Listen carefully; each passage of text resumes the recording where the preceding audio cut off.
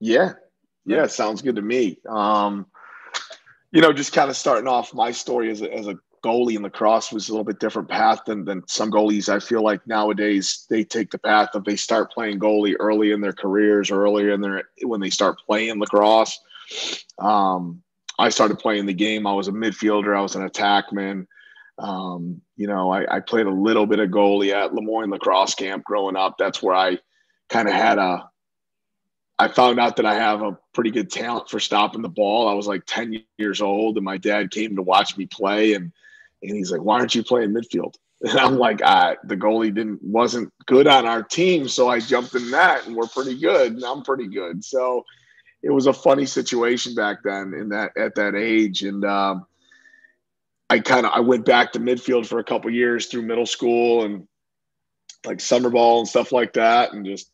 But we always played every position growing up, like in the backyard, jump in the cage, make a save, like play midi, attack, just whatever it was.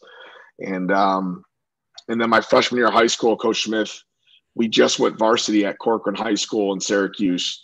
And Coach Smith looked at me in the gym. It was like gym practice, with the snow up there. So, and he's like, "Hey, you can play JV and play midfield, or you can play varsity and be our backup goalie to the senior."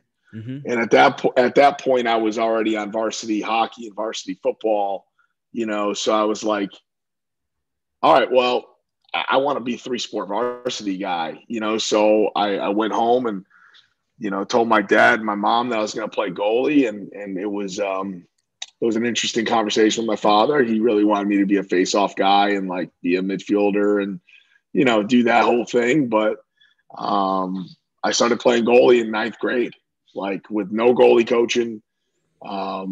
There was zero background to me playing goalie besides I just had a knack for it. And, just from there on, just kind of took everything in stride and really worked hard at the position. It wasn't easy, obviously, starting that late. Yeah. What do you think attracted you to the position of goalie?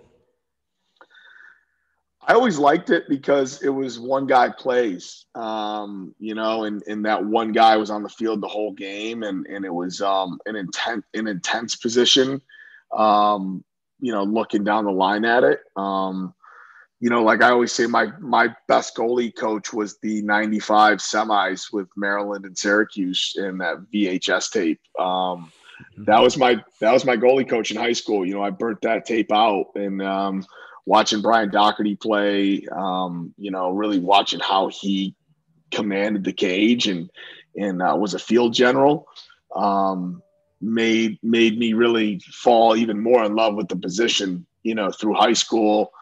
And then just being in the net, I wore sweats. Like I thought that was cool that you could wear sweats. So I wore sweats in my career. Was like a guy who would like to get out and get ground balls. And that was like different, like not every goalie did that. And, I was a big communicator. And so I fell in love with like those types of players and watching those types of goalies play and really took it, really, really embraced the position. Yeah, I love it. I played in like 1999, 2000. And so like you, my coach, like my best coach were those old like VHS tapes of the championship games and, watching guys like Tillman Johnson and Matt Russell, like those guys. And so that's awesome. That's awesome. Yeah. But so for you watch Doc and it wasn't so much like, how he plays. It was just more of his vibe, his attitude, right? Is that kind of what you kind of picked from it? Learned from him? His energy was contagious in the cage, and for me, I wasn't an overwhelming stature in the cage, and so me in the net, I was relied a lot on position and quickness, and that's where like the Greg Catrano films came into play, and some of those guys, Rozier and Mulligan and those guys at Cuse back then, watching those guys play, and just being in it and seeing how they conducted themselves. I always like watching the goalies like after a save, when the ball's cleared, what are they doing at the other end of the field? Like, are they talking? Are they just in their own zone? Are they and taking like little tips from those guys and little pieces was like really just how I learned how to play the position. Yeah.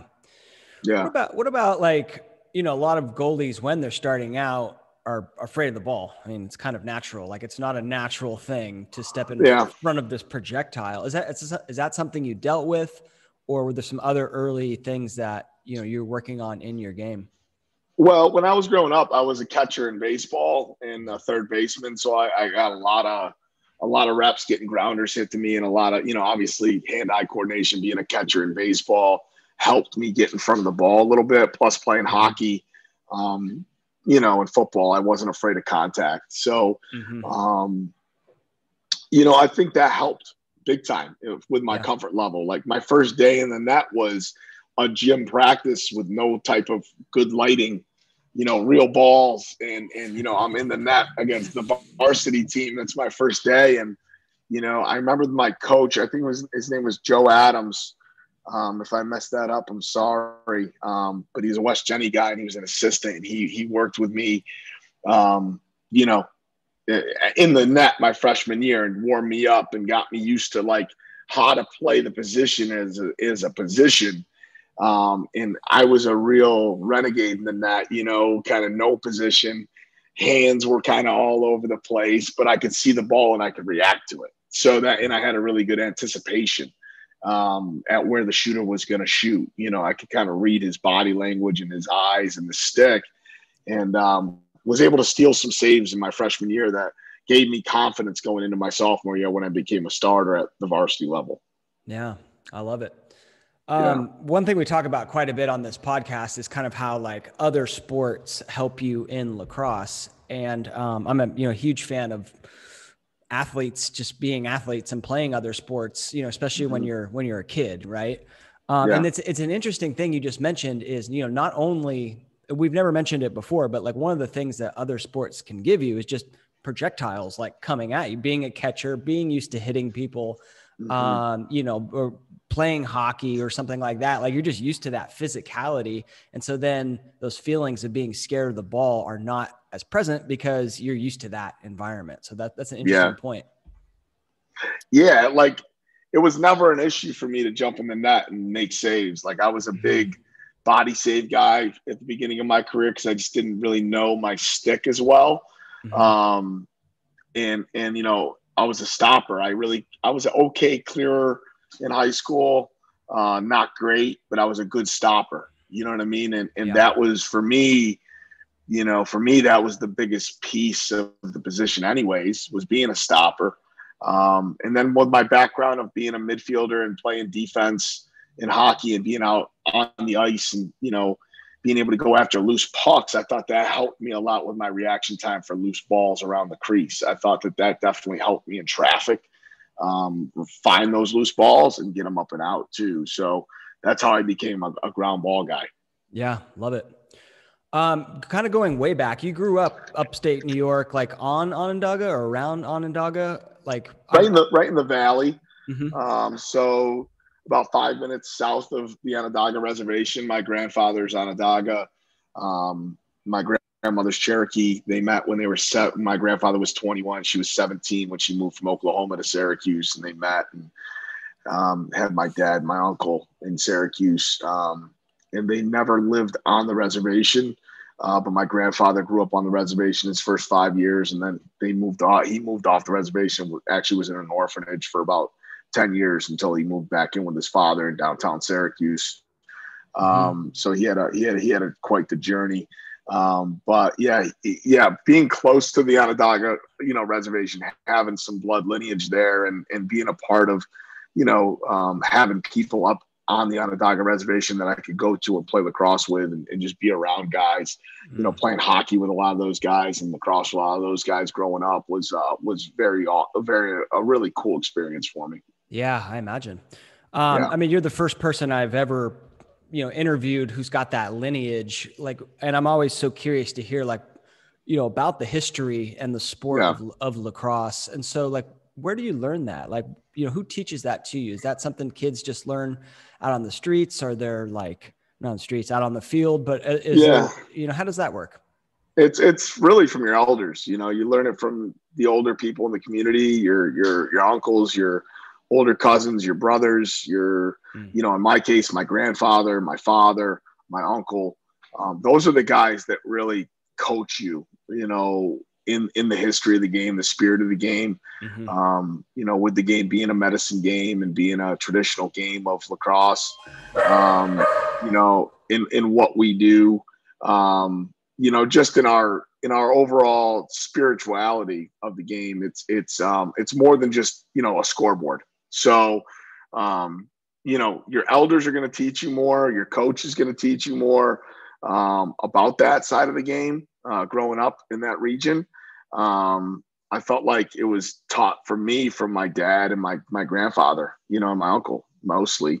That's how I learned my heritage, how I learned how, where I came from and where lacrosse came from. Like my father wasn't like a 4-time All-American at Syracuse lacrosse player. He didn't play lacrosse at college. My grandfather was a football, baseball guy. Like he didn't play lacrosse, but he was around lacrosse. He worked, with the Onondaga Athletic Club for years, and, the OAC and still, has until he's been 80 years old now, so, my uncle was a football player, like I was the only lacrosse player in my family, you know what I mean? But I embraced it and I understood, where it came from. And it really, I took pride in it. I love that. Yeah. Thanks for sharing that. I've studied the history just in books, and, it really is like, I really identify with that medicine game principle. Like for me, it was medicine. It was like the best kind of medicine that gives you like confidence, that gives you leadership skills, that teaches you about loss and struggle. And I just loved it. Like I just fell in love with the sport, and the position of goalie, which is what we're here to talk about. Yeah. Right. Why do you think, why do you think your dad didn't want you to be a goalie? I don't know. I think he wanted me to run the field and be a midi that scored goals or an attackman that scored goals, and that was just his thing, And he was very supportive. I mean, I still remember the day he came into the gym and had, he went out and bought me brand new, STX Catalyst goalie gloves, remember the ones with the mesh palms, and they were the coolest thing at the time. And he got me a new chest protector, and I used that chest protector actually until I got out of college, so 10 years, 12 years, I used the same Warrior Vapor Light, I believe it was, chest protector with no padding. It was just like foam. And, and those were the days, and I still remember that when I got those two items, and I was like, all right, well, he said to me, if you're going to play the position, you're going to do it at the, top notch. You're going to do it right. So that was a really cool time. Yeah. Love it. So then you take over the starting role at your high school. Like at what point do you kind of realize, and you go on and play in college, like at what point did you kind of realize, hey, I'm pretty good at making saves. Like I can maybe do this at the next level? My sophomore year of high school, it was pretty evident for me when I got in a little bit my freshman year towards the end of the season that I was made saves. I could do this thing, and then sophomore year came around and I made, I made all league and was able to kind of chip away at some of the better goalies in the area. And I think I had a couple really good games against a couple top teams in the area too that year. So that turned some heads. And, a big thing about me was I was a huge communicator in the net. And back then, and I don't even know if it's back then, but still, like a goalie that communicates the entire game turns people's heads and makes people say, oh, well, this guy's got something. And then, able to make some saves. So my sophomore year, my junior year, I tried out for the Empire State team and made as an alternate for Team Central that year.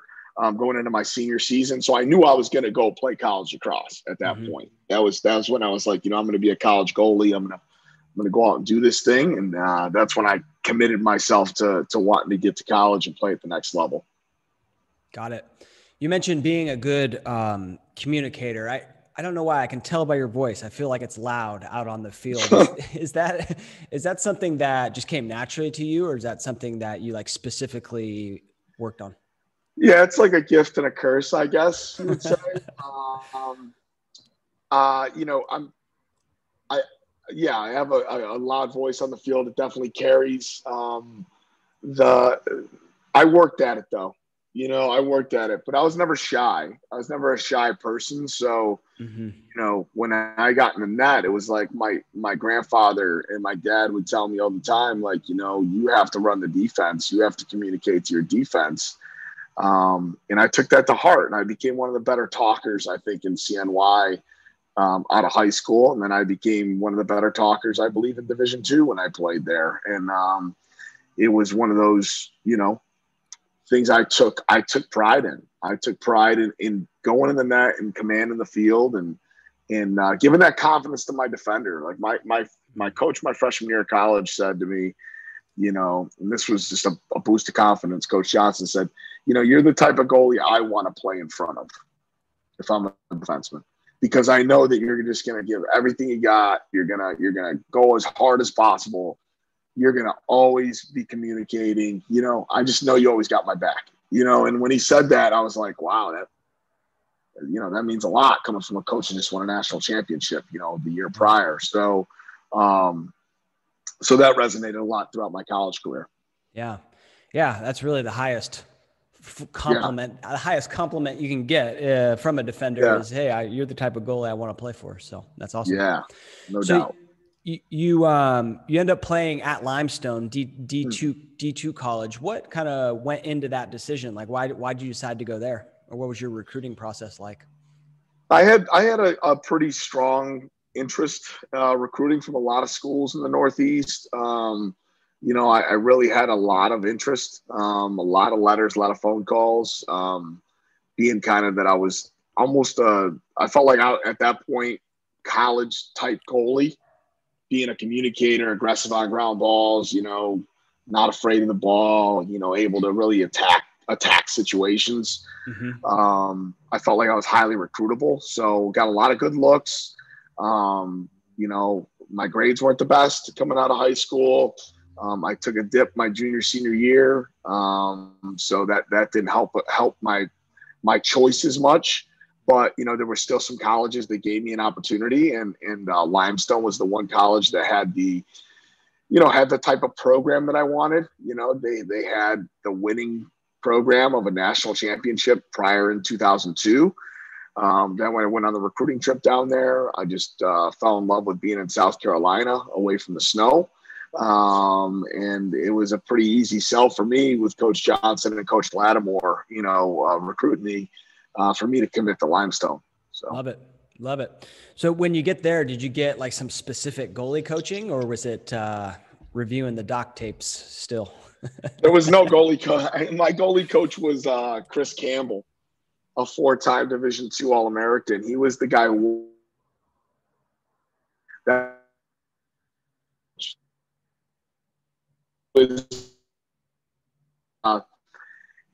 he taught me tempo. That's what his big thing with me was tempo. Like, when you warm up, and you make a save, it's got to be right back out of the coach, right back out of the coach, right back out of the coach. It can't be make the save, sit there, throw the ball back. So he taught me like that next level tempo. Yeah. I didn't really learn any type of goalie coaching. I didn't have any specific goalie coaching until probably my senior year of college with Coach Serino, where he really worked with me on position and focused on my hands.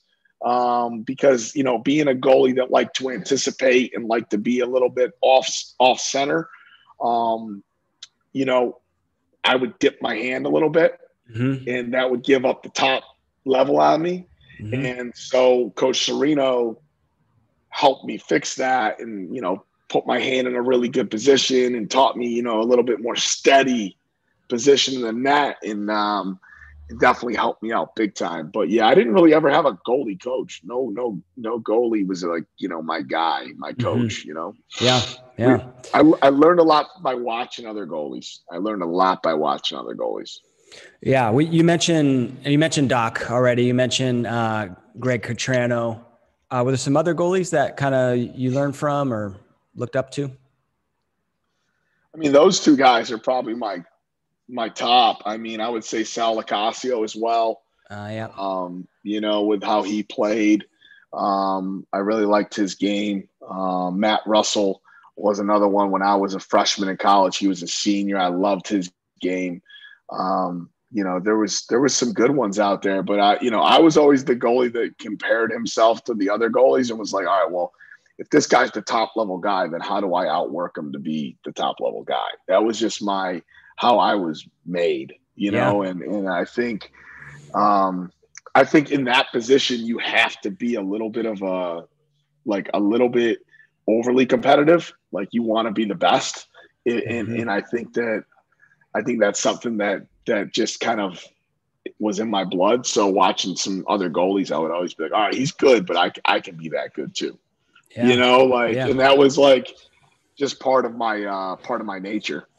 Yeah, I love it. Yeah, nowadays there's so many, so many resources that the goalies can use, including you've got a sort of a YouTube, I don't know if it's a series or basically an instructional series out there, Marty Ward. I'll link up to it.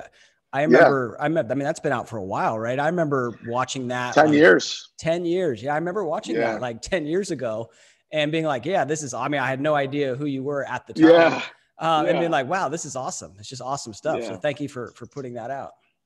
Yeah, well, that's a really good one, actually. When it first came out, I was like, well, am I any good at this stuff? And then I saw it and I'm like, it's not bad. Like you can watch it and see some positions. There's some things that we've tweaked here at Southern that we work with our keepers on that are a little bit different now. But for the most part, that's a good series for any coach that wants to get a good, base layer for coaching goalies. Yeah. Well, it's interesting. I've made some videos like that. And I made probably the first set like 5 years ago.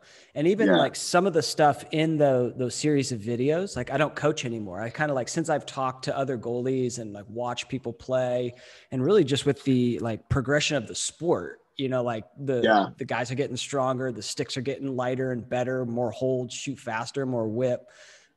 You've got to advance. So I look back at some of the stuff, not all, but just some of the stuff. I'm like, actually, I don't teach that anymore. And you mentioned the same thing. Yeah, like I only teach 2 arcs now. I teach a 3-step and a 5-step. And those are basically obviously the two arcs that most people play, anyways. But I used to integrate like a high arc and all this other stuff too into like teaching goalies, but. We really focus more on body position, in the cage and setting yourself up to make that step at the ball. That's our main focus when we work with the keeps.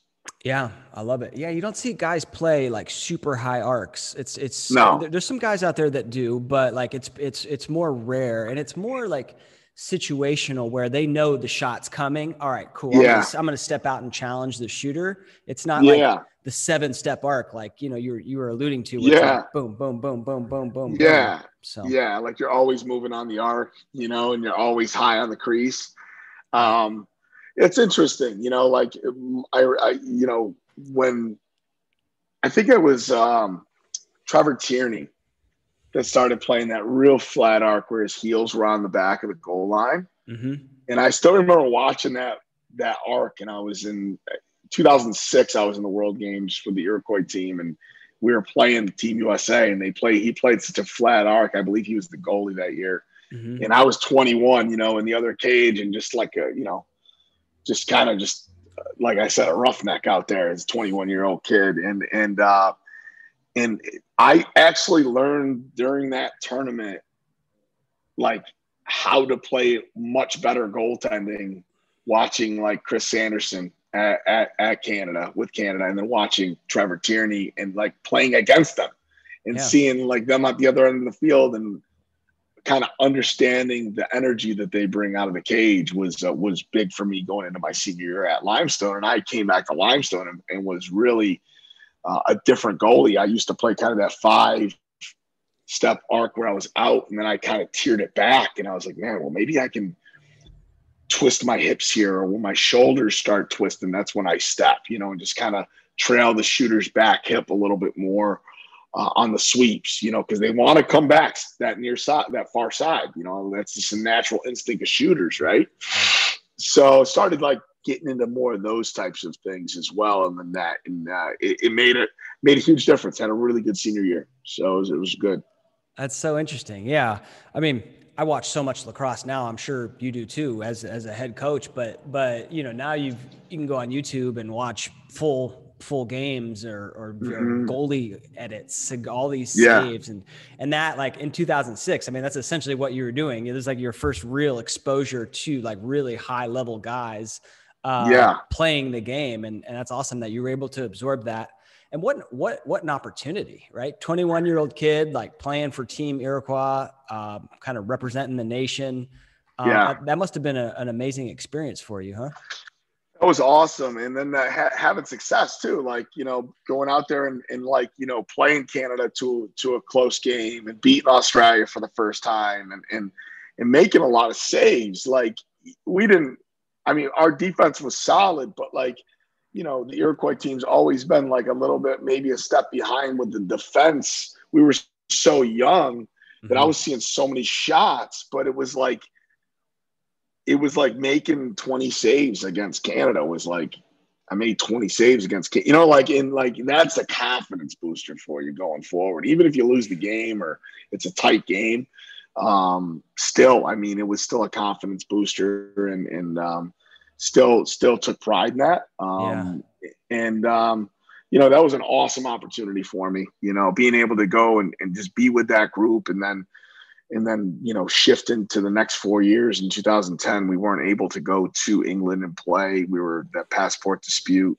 I was on that team as well, and then finished out my career in 2014, winning a bronze with the group out in Denver. So that was another year where it was different. Warren Hill was coming off an all-world year in 2012. In Finland, and coming off of OCC as an All-American first teamer. It's like, I have to sit the bench and be a backup for the first time since my freshman year of, whatever. Right. So it was like, this is interesting, but it was good to learn even more from Warren, learn the energy he brings, learn how much of a gamer the guy is, and like, just learn how to be a good backup and learn how to be a good team guy too, and just at that point, I knew that was my last go round as well as a goalie, but you have to kind of you got to have it all, you got to have all of it in the bag, in the net. What are, if there's a kid listening, and most kids will be a backup at some point in their career. This is going to be podcast interview number, 90 something. And I only know of one person who has gone like a stretch of like 4-year high school starter, 4-year college starter. And so you're probably going to be a backup, but what would be your advice to those backups on, what you just said, how to be a great backup, how to be a great team member? Be the best backup in the country. That's gotta be your mentality. I come to practice every day as a backup. And I'm going to be the best backup in the country. I'm going to compete with my starting goalie. I'm not going to, look at my starter and say, well, I should be playing. I'm going to say, if coach gives me the nod, I'm ready to go in and help the team win. And I think that's got to be the mentality. And we're in this generation now of, well, if I'm not starting on this team, I can go to this team and I can play here. And, sometimes you learn a lot of lessons by not starting. And sometimes you learn a lot of lessons by watching. And if you take anything from this podcast, I learned my entire career by watching other guys play and taking little things about what they do well and saying, all right, well, I could do that. That position holding the pipe looks good. Them clearing the ball. Okay. They throw the ball like this. Okay. I can work on that. And then my last piece of advice for a backup goalie or a guy who's got to sit is outwork your starter. Show up to practice earlier than him. leave later, and that sets a tone too for your starting goalie that you want to win. I think one of my favorite guys of all time, Spencer Lyons, was going to be a 1-2 thing with me and him in the net in 2010. And he was right there with me and a good goalie. And, and I loved practicing with him because he'd always look at me and say, I could start too, and the position wasn't, in stone, and I think that relationship should be a relationship of competitive nature for sure. Oh yeah, I 100% agree. It's this weird relationship because you're probably you're probably still very close with Warren to this day, and Spencer for that matter. But when you're on the field, like you're competing and you're pushing each other as hard as you can. But you're like best buds off the field. Maybe not for all people, but but we had we always take pride in it. Like here at Southern, we like to say, our goalie group is as good as anybody's goalie group. Yeah. So you can bring your 4 guys. We got our 5 guys or 4 guys, right? And we'll go toe to toe, and we're all going to compete. We're all going to compete. So yeah, and it makes the team better too. I mean, if you got like a number 4 goalie or number 3 goalie, let's not even talk about backup. Like you're 3rd or 4th on the ladder. Like you're going to be participating in drills and taking reps. So like if you can bring your game and you just lift the overall team, I think. Oh yeah, it's an elevation for sure, especially at the college level. And I think that guys that are listening, collegiately, like they know, if you're at a competitive program and you're a 3rd string goalie and you're in a drill where the coach's tempo or the drill's tempo relies on your outlet and you keep missing that outlet, that's going to hurt the team's ability to get better within that drill. And there's the pressure right there, right away. Like you might not get a minute the entire year, but if you can run, we do full field transition drills all the time. But if you can hit that outlet every time consistently in practice and it's at a high tempo, you just helped your team get better. Yeah, love it. I wanted to go back to something you said. I wrote it down because I love taking notes during these podcasts. Yeah. But it was basically, you lose to Team Canada when you're playing for Team Iroquois, but you had 20 saves, and it's like a lot of goalies will focus on that loss. They'll focus on that negative. And you mentioned like, listen, like I had 20 saves against one of the best teams in the world. I'm using that as a positive experience. So, and getting confident, even though it's a loss. So I think that's a very important point for the young goalies out there is, even if you have a loss on the scoreboard, what can you take out to build to your confidence? Right. Yeah. And I always looked at it like I'm still a huge competitor. I want to win every game, but there's going to be times in the net, you're going to let goals in. It's going to happen. Right. Yeah. So having a performance where you let 13 in, but you have 19 stops, right? Like that's a game, man. Like be proud of that game, being a keeper, right? You're 6 saves over 500, right? And, that's a good thing to build on. I always look at that in the cage too, when we're looking at goalies is, well, he had 19 saves and they scored 17 goals. The kid stopped 19 shots.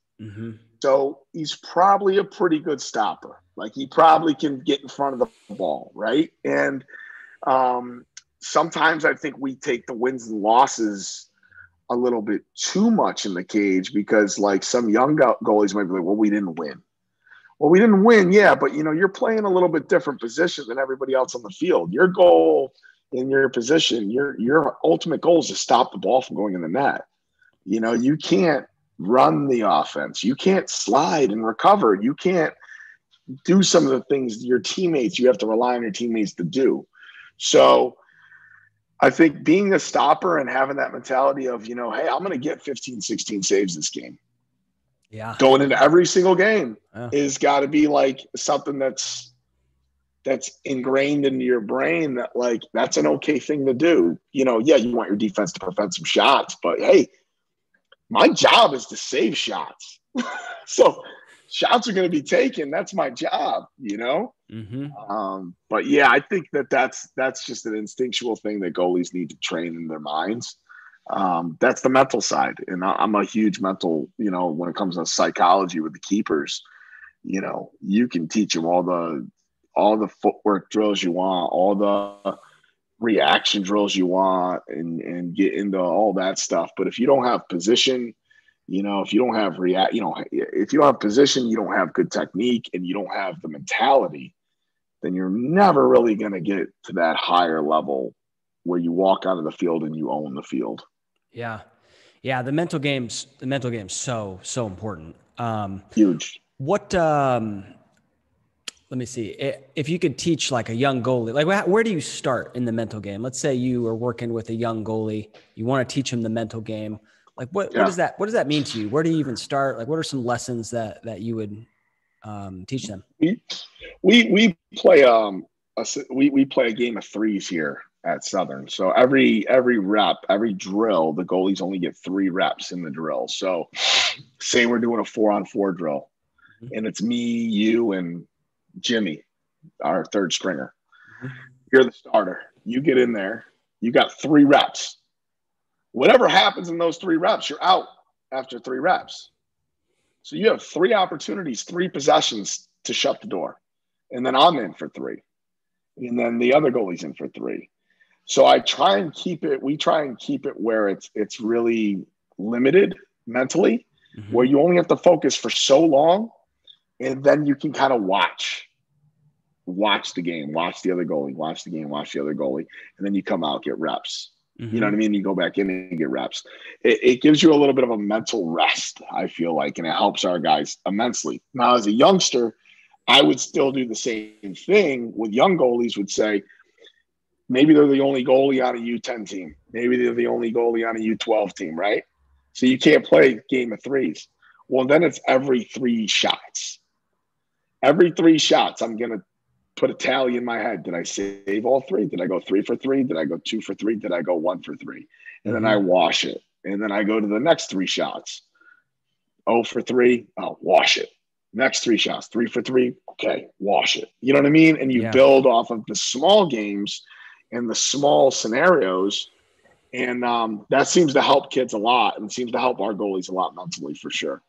That's interesting. So a lot of times what people say on the podcast is like kind of having, 2 things, that next shot mentality, right? Like forget about what happened before, but then also being like incredibly present and focused on, the thing. And that's kind of what you're getting at right there. It's like, let's not look at our entire body of work. Let's focus it on 3 shots, right? That's then kind of really, really focus it on that.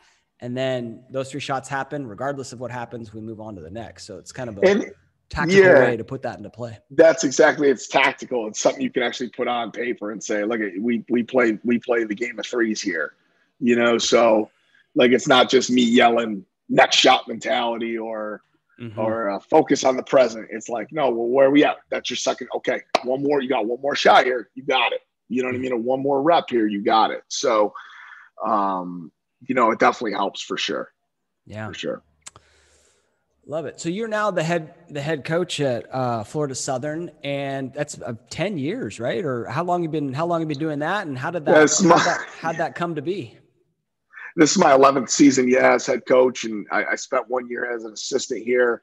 I got down here after I graduated college. I took 1 year to coach high school in South Carolina at Heathwood Hall School, Episcopal School in Columbia.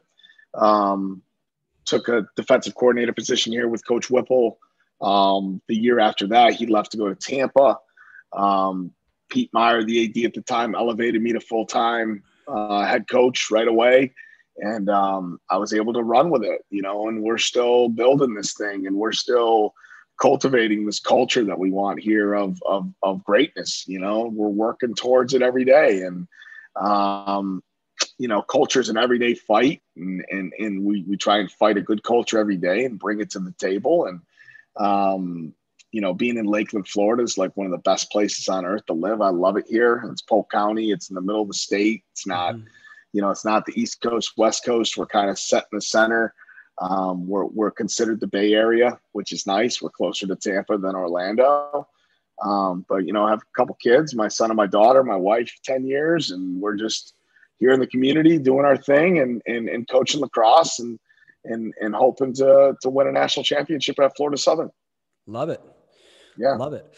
Are there lessons that you learned, kind of growing up in the Iroquois Onondaga? Are there lessons you learned back there that you really try and like drill home with your team as a head coach right now? Yeah. Having a good mind when you play the game, having a good mind. That's something that I had to reflect on a lot as a coach and as a player in my playing days, not having like hatred towards your opponent and not having almost like a disrespect towards your opponent, but more having just a mutual respect of the game with your opponent and understanding that, they have ups and downs, they have trials and tribulations, and so are you. And trying to keep that positive mindset and that good mind is something that I took from being back home and playing with the Iroquois national team and being around some more traditional, native players and just trying to learn some of their ways. Took a lot from Jeremy Thompson, playing with him for a long time and how he conducted himself going into the games and how he conducted himself off the field as well. And trying to shift some things around and create a good identity for our team down here at Florida Southern with playing with a good mind.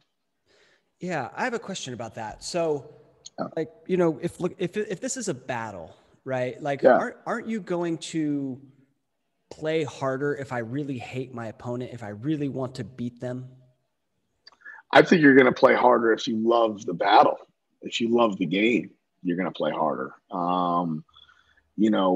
We talk about, it being a fight, being a scrap. We use those words a lot. And you're not really scrapping against another person so much as you're scrapping against yourself for how hard you can play. And, that's the beauty of a loose ball, right? Like a loose ball is the most purest thing in the game because it's whoever wants the ball more and gets there and picks it up, we get possession. There's no you can't push in the back. There's rules, but the purest part of the game is that stick gets at that ball first, you scoop and run through it. And I think that's where the toughness comes into play. The not hatred. I think that is, where the real grit of the game comes into play is that toughness on loose balls, that toughness within a possession, off ball, moving, making your defenseman turn his head a bunch of times, making the goalie move pipe to pipe makes the goalie's job harder, changing the field, that's how you become a tough team, not by late hits, slashing and mouthing off. I think that is where the game kind of loses its way a little bit because we don't respect the game all the time, and that's where I see a lot in college now. It's like, does the other sideline really have to be yelling at our sideline during the game when something happens, or can they just focus on their game? And it's like, why is that prevalent now? Why are we doing this? Like, why is this something we do? Why do we have to score a goal and look at the sideline and, do something, right? Like, it's like, just play the game and respect the game. And I think, I was a hothead too playing, and looking back on it, I can see, man, well, I got an opportunity to help change that culture and help shift it. So that's what I'm going to do. Yeah. So awesome. Love it. Thank you. Thank you for that. Yeah. Do you have a goalie coach now at Florida Southern, or do you work with the goalies?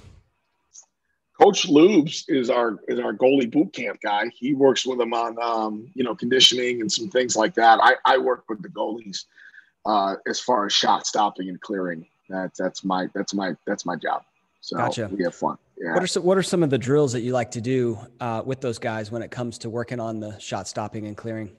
We're a big live shot team. So we like to take live shots 3 days a week before practice. So we get the shooters together, the goalie group together. They get a 15-minute warm-up. I feel like a 15-minute warm-up is the perfect time you should get warmed up. Anything less than that, you're kind of cheating yourself. Anything more than that, you're you're just overdoing it. So 15 good solid minutes. And then we get into shooting drills. We'll either work on some inside stuff. We'll have a couple different cages set up. We have inside finishing. We have alleys. We have sweeps. We have maybe 2 passes from behind to a skip. Like yesterday, we worked on a drive from the low corner from an attackman to a big skip over the top to a step down. And just kind of going from that pipe all the way to the other side of the field.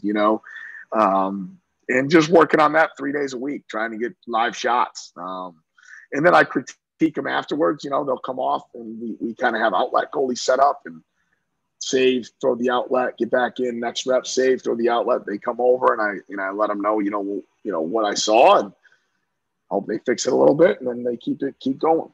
I try and get out of their way. I try and get out of goalies' way. I think sometimes we get in our goalies' ways a little bit too much, and we need to take a step back and say, all right, well, they're going to play the position the way they're going to play the position.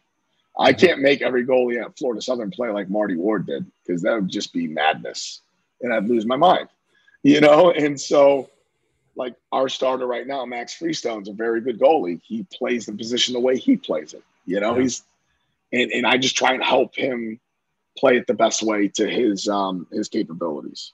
Yeah, love it. Yeah. It's interesting working on those very specific scenarios.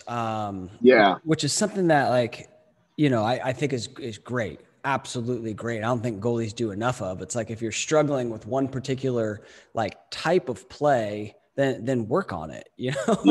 And that's what we try and do. Yeah. Yeah. I mean, so many times people write me and say hey, I need help with, I don't know, a certain type of shot, 5 Yeah. And at the end of the day, the answer is take 5-hole shots, how many shots per week are you taking at the 5-hole? And if the answer is not more than 100, then there you go. And there's technique you can teach them, but you got to get the reps. You got to see the rubber. You have to see the rubber. I love that. You have to see the ball. That's the key. That's the key. Awesome. What advice do you have if a young goalie is listening to this and wants to play for Florida Southern? What advice do you have for them? I mean, reach out, shoot us an email, fill out our questionnaire link online so that we get you in the system. Compete. I would say, hit the wall. I was a big wall ball goalie. I know some goalies are, some goalies aren't. I was a big wall ball goalie. So I think hitting the wall every single day for 20 minutes made my stick great. So I always say, when I left college, I was the best goalie I could have been. You know what I mean? If you're going into, you got to work at it. So the weight room, I think get in the weight room, it'll give you a little bit of confidence. Yeah. You don't have to be bulky. You don't have to lift, but get into the weight room, get those hang cleans in, get those squats in, get those dynamic movements in, and it's going to make you a little bit better, more explosive keeper. Run sprints. Don't be afraid to run. I think that's a big thing for goalies too, is you got to be a runner. You got to be an athlete. You can't just stand in the net and hope for the best. You got to be a part of the team, and then find one of your best friends that's a good shooter. Make him a great shooter and have him make you a great goalie. That's what a couple of my buddies did when we were coming out in high school and college. It was, I'm going to pick you up at 12. We're going to go to Coyne Field, and I'm going to rip on you for about 35, 45 minutes, and we're going to go get a milkshake. It's a good time back then. But that made me, love to take shots. Stay after practice, take extra reps, Love it.